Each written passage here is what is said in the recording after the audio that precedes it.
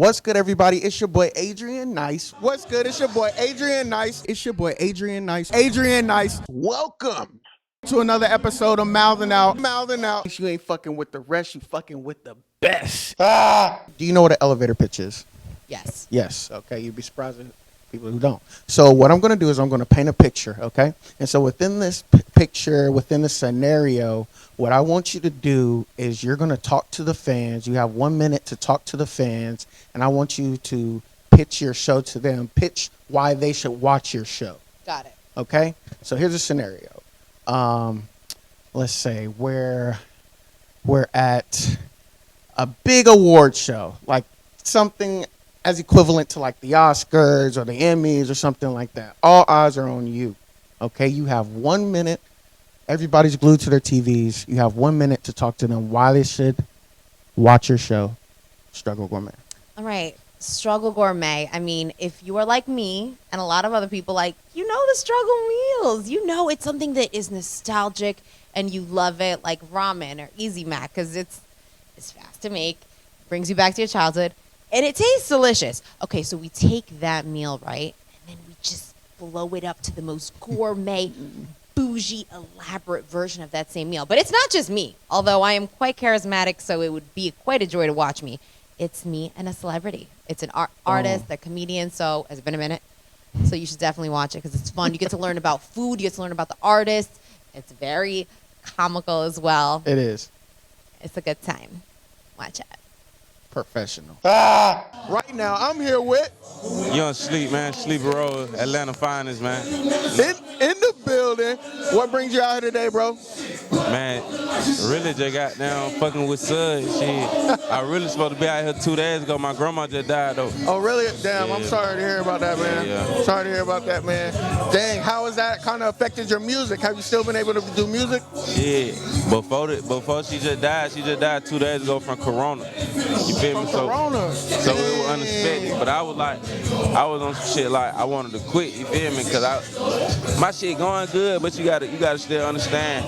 I come from the street, so I got other shit going on, you feel me? Fact. So like, I was trying to balance that shit, but when that shit just happened, I'm like, I gotta make this shit work. Dang, bro. Well, I mean, kind of tell them, like, how do you balance stuff like that? Your family, and then your music, and then everything else that's going on? Man, you just gotta be strong, cause shit, ain't nothing good gonna come from no comfort zone, you feel me? You gotta goddamn go through shit, you feel me, to learn, you feel me? God put us here to learn. Fact. He didn't put us here, if we knew everything, we'll just... That's true. Bro, where does your personality come from? Where does your comedic aspect come from? Is that just you, or like, I ain't you even pick it up along the way? I ain't even go cap. So off instance, my dad is like the funniest dude ever. Like my dad is like the funniest like everybody know, like my dad is like what? He just quick with it. So like he was like the funny, like, you know what I'm saying, always the entertainer type. And then as the years like went along, I started noticing like when I grew older, like my mom would say some slick shit. And I'd be like, damn, she just slapped me without even touching me. Like, just like that, you know what I'm saying? So, just that verbal slap. And then, like, later on, I picked up, like, damn, that shit was funny, what mom was saying. So, it's kind of like a combination of both, like, my mom and my dad, because they just really both, like, real individuals and characters in, like, their own right. So, this next thing I do is, like, a resume check, where you just drop your resume, everybody who you done worked with, you know, like, now's the time to name drop, et cetera, et cetera. Oh, man, it's so many. Well, my first single was produced by the legendary DJ Premier, Simply Done, featuring me and Benny the Butcher. I also have a track right now that we just did a video for featuring Westside Gun, and it was produced by Alchemist. So shout out to them. In the building. Yeah, as far as like, I mean, we speaking like accolades too. I made Rolling Stones top 50 songs or albums of the year, and then top 10 verse of the year for actually my first debut verse when I got signed to Griselda. Everyone from Revo, Rolling Stone, Fader. They all tapping in. Trust me. I want y'all to do y'all's research. I want y'all to really look her up, do some digging, and actually look at what she has going on. It is amazing. If I seen it with my own eyes. Trust me. Who's been on the show? Polo G, Ruby Rose, I'm having 24K golden. 24K golden. Thank you for helping me because my brain is a fart. Trippy Red. Trippy Red. Thank you so. Yo, thank Freddie you. Gibbs. Freddie Gibbs. That was my favorite episode. Freddie's episode was great. We made it was a roast duck ricotta pizza with fig. It was so motherfucking good.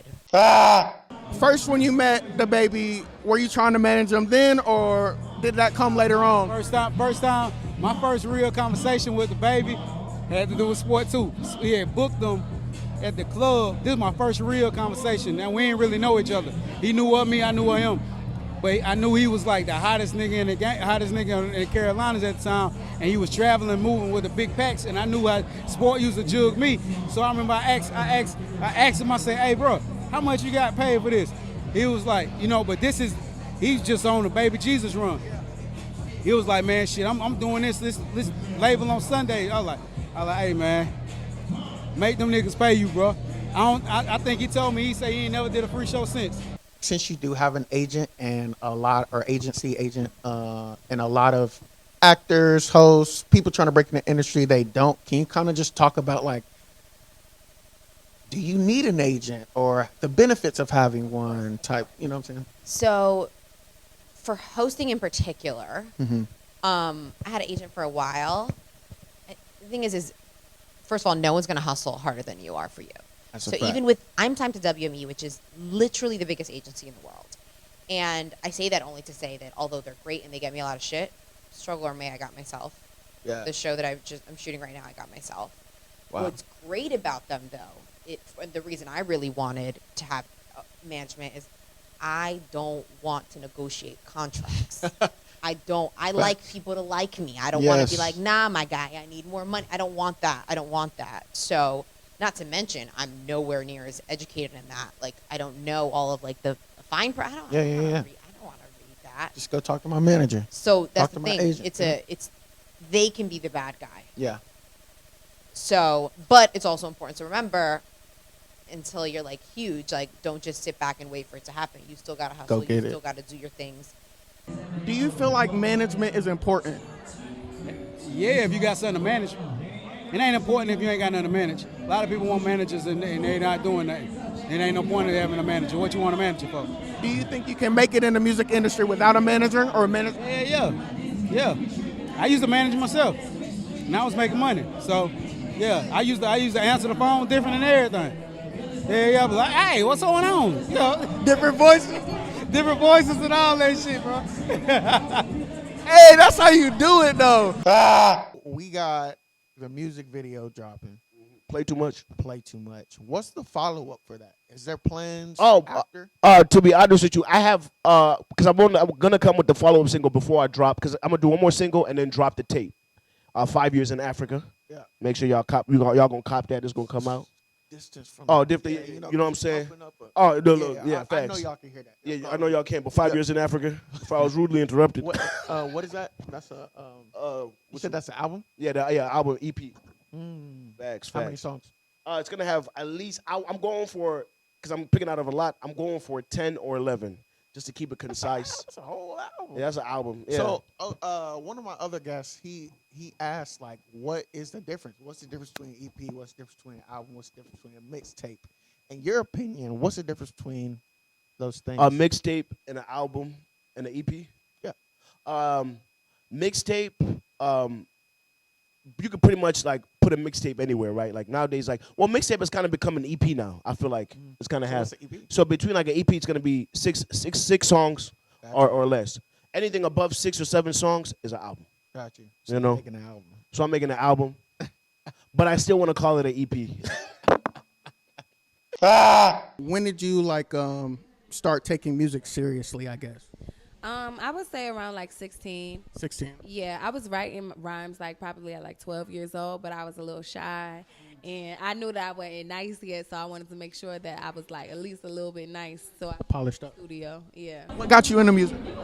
Trying to stay out the way, stay out of trouble. Feel me? Find something constructive to do with my time. You feel me? Well, I can still be me though. I have this segment called One Piece of Advice. Okay, so now I'm gonna ask you some questions, and you're gonna give one piece of advice to certain things. Okay, so first off, give one piece of advice to all the up and coming artists in America trying to make it. Don't quit. Keep your head down and work. Don't quit. One piece of advice to up and coming female artists in America trying to make it right now. Just do your research, pop yourself, try to stay independent as long as you can, read your contracts, and just stay focused and serious about your business. Subscribe to the YouTube channel, like, share, comment. F what y'all talking about, because over here we mouthing out. Peace.